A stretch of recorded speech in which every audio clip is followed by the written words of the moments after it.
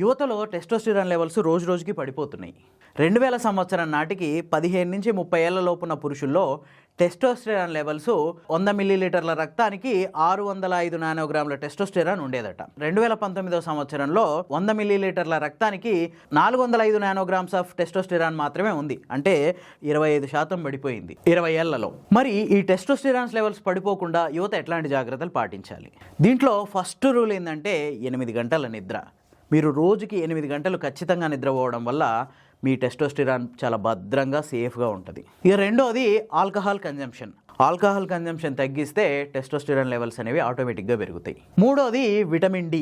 Testosterone ప్రొడక్షన్లో vitamin DD చాలా కీలకమైన పాత్ర.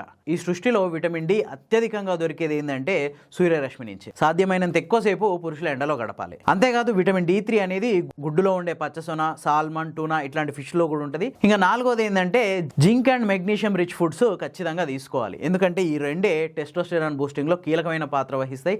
అంతేకాదు స్పెర్మ్ క్వాలిటీ ఇంప్రూవ్మెంట్లో కూడా జింక్ అండ్ మెగ్నీషియంది చాలా కీ రోలు. మరి జింక్ అండ్ మెగ్నీషియం ఎక్కడి నుంచి వస్తాయంటే ఆకుకూరలు, చికెను, గుడ్డులో ఉండే పచ్చసొన, అవకాడో, ఉల్లిపాయలు, వెల్లుల్లి, dark chocolates, salmon, tuna fish, పప్పు దినుసులు, గుమ్మడి గింజలు, సన్ఫ్లవర్ సీడ్స్ ఇట్లా రకరకాల గింజలు తినడం వల్ల కూడా జింక్ అండ్ మెగ్నీషియం అనేవి బాడీకి చాలా సమృద్ధిగా అందుతాయి. Final and most important thing ఏంటంటే ఎక్సర్సైజ్. రోజుకు కనీసం 1 గంట సేపు ఎక్సర్సైజ్ చేయాలి. ఇవన్నీ టెస్టోస్టిరాన్ బూస్టింగ్కి అద్భుతంగా పనిచేస్తాయి.